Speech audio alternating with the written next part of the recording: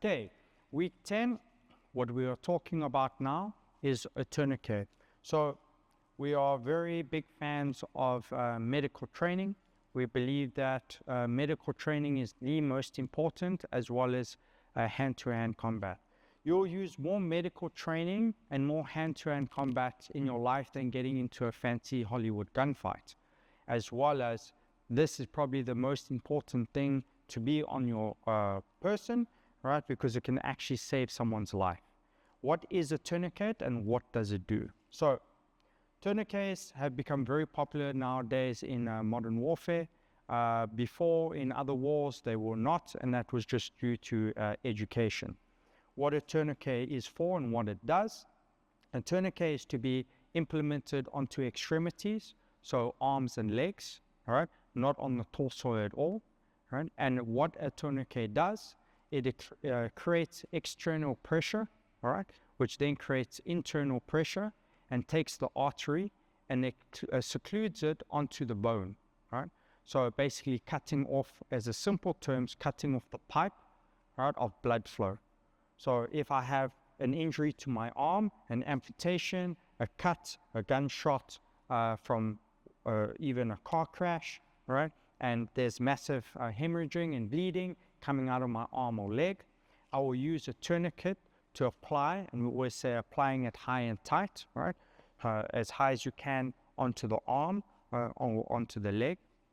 That will then tighten up external pressure onto the arm, right, which then creates interactional pressure, okay, internally, taking the artery and pinching it against the bone. What that does then is stops the blood supply to that extremity, right, will then obviously cut off the loss of blood coming from whatever wound you have. And the tourniquet that we use is a Cat 7 tourniquet. This is a training one, all right? And these are probably the most important things for us to train. It's easy for us to set up and to do a few reps every single day, right? But just like anything, we need the training and we need the reps in, just like our firearm training, just like any type of hand-to-hand training. This needs to be done as a daily basis, all right, to get used to it. So that's what a TQ does. It stops massive bleeding in extremities of either our arms or our legs. We would not present this onto the torso. We can't, it's impossible to do so. If it's in the junctionals, all right, we then would turn into packing the wound, all right, with some type of gauze or combat gauze, and then wrapping it, right?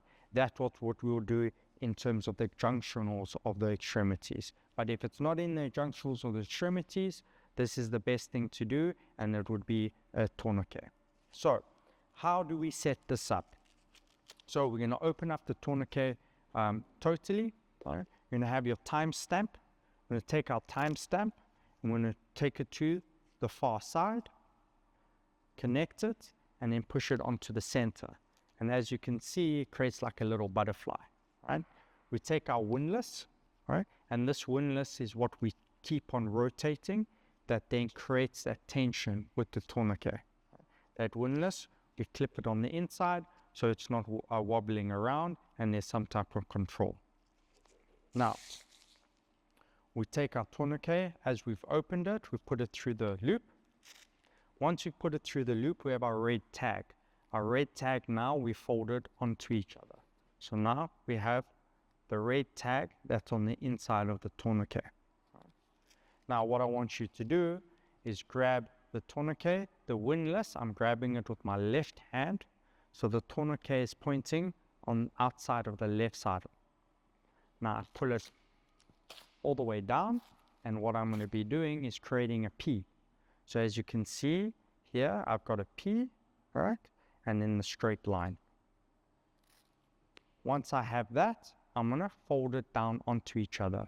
So the big P folds down onto the straight line. So I do that. I fold it down onto the straight line, connecting it, right? And making it neat into a straight line now. As you can see, the red tag, right, is left out, as a little bit of handle. Now that I have the straight line, okay, I fold it back onto each other, making it neat. Now we have a compact Cat 7 that we can carry, and this is how we set it up for deployment. So again, we open it totally.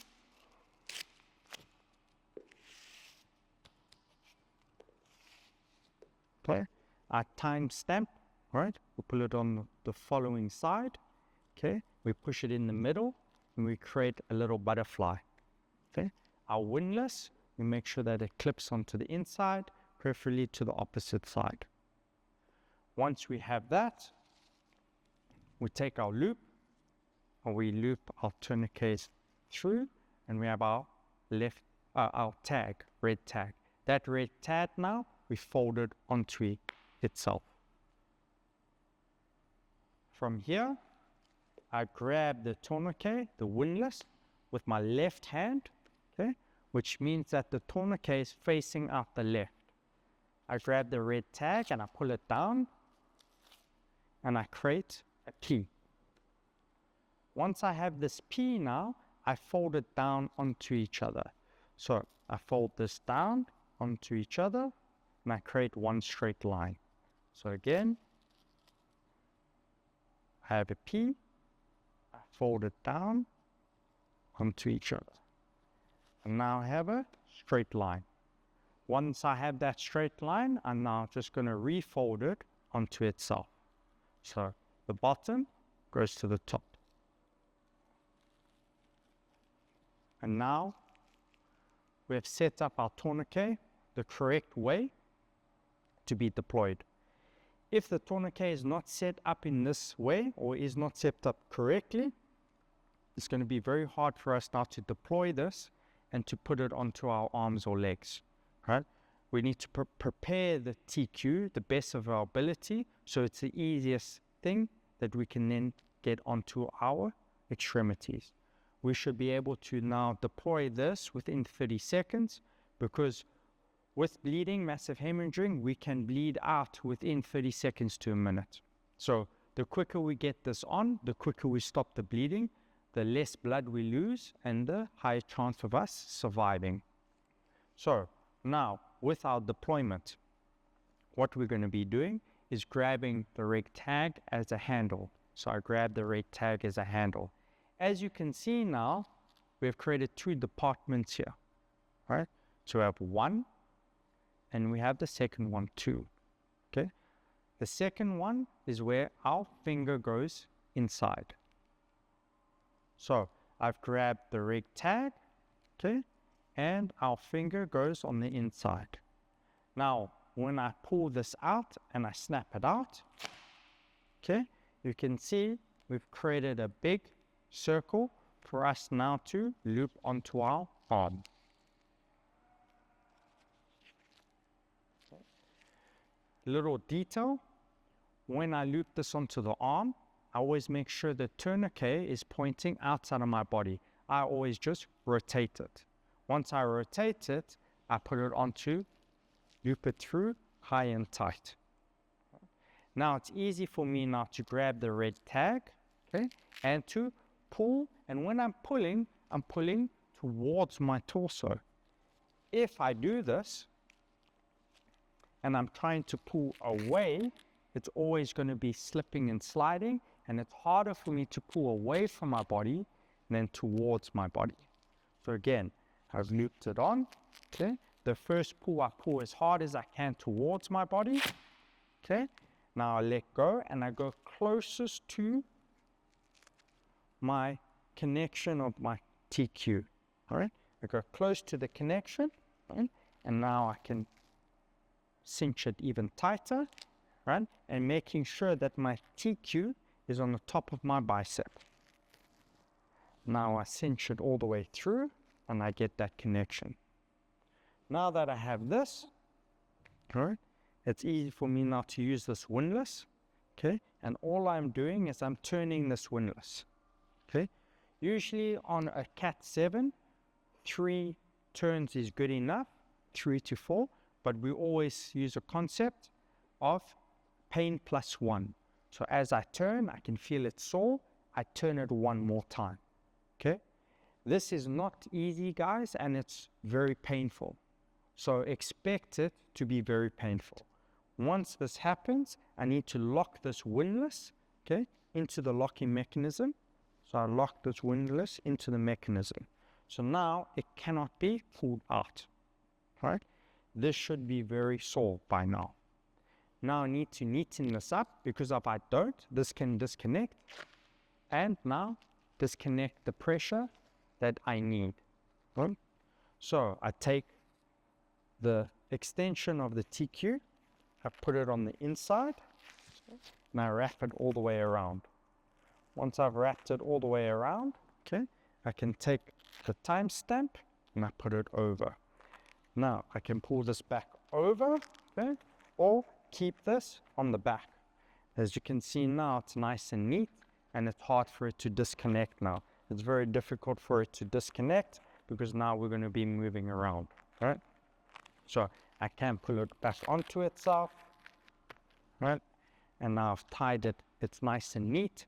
If it gets knocked, it's not going to disconnect, it can't unravel, and I've got the timestamp. The timestamp, if I can, I write the time on, right? We don't want a TQ on longer than 2 hours, or can cause other injuries like crush injury. Right? So again, I'm going to set this up. I disconnect everything, okay? I take my windlass out and I unwind my windlass, and I separate the TQ.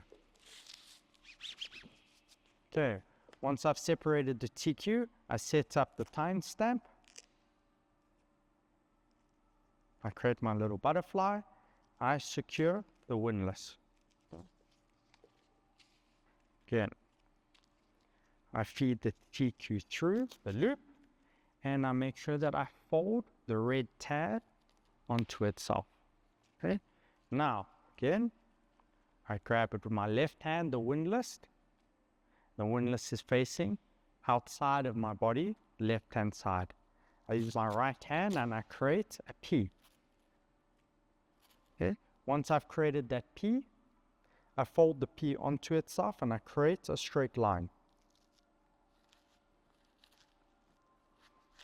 Once I have that straight line, okay, I fold it back onto each other.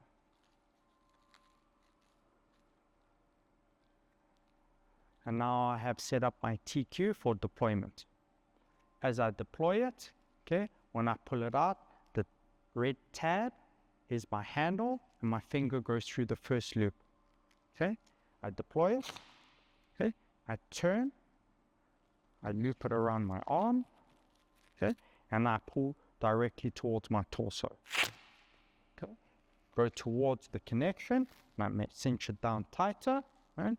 And I go around, making sure that the TQ is towards my bicep.